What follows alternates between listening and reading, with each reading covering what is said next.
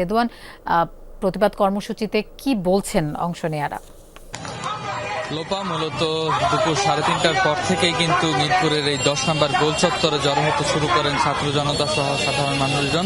মূলত তারা যেটি বলছেন যে 90 দিনে আসলে 7 দিনের মধ্যেই যেন এই ধর্ষকদের বিচার কার্য সম্পন্ন করা হয় এবং এমন একটি বিচার তারা প্রত্যাশা করছেন যেখানে আসলে যারা আসলে এই ধরনের নেককারজনক কাজের সাথে জড়িত বা ধর্ষণের সাথে যারা অপরাধী তারা যেন দৃষ্টান্তমূলক শাস্তির মাধ্যমে যেন সেটি নিশ্চিত করা হয় এমনটি কিন্তু তারা দাবি করছেন। সেই সাথে তারা বলছেন যে আসলে এই ধর্ষকের যে শাস্তি সেটি আসলে খুব দ্রুত সময়ে যেন নিশ্চিত করা হয় সেটির কিন্তু জোর দাবি কিন্তু তারা জানিয়েছেন। আমরা এখানে একজনের সাথে কথা বলতে চাই যে আসলে এখানে আজকে আপনাদের এই অবস্থানের আসলে মূল দাবিটি কি, এখান থেকে আপনারা কি দাবি নিয়ে কি দাবি জানাচ্ছেন?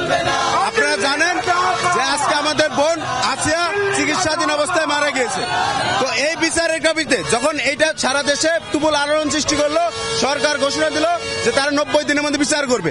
আমরা এই মিরপুর 10 এই স্বাধীনতা চত্বর দাঁড়িয়ে এটা ইঙ্গিত দিচ্ছে এবং স্পষ্ট কথা বলতেছি, আমরা আপনাদের এই 90 দিনের যে সিদ্ধান্ত বিচারে সেটা আমরা প্রত্যাখ্যান করতেছি।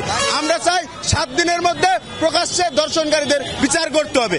কেননা আমার বোন যখন নিশ্চিত হয়ে গেছে 3 জন দর্শন করেছে, 3 জনের বিচার করা বাদ দিয়ে তাদের জেলে কি করতেন? তা আপনারা কি সরকারি কোষাগার থেকে তাদের খাবার দিচ্ছেন? তাদের তো এখন জানাজা হওয়া উচিত ছিল, অথবা জানাজা ছাড়াই তাদের কবর হচ্ছিল। আমার বোন কবরে, আমার বোন একটু বড় কবরে যাবে, তার জানাজা হবে।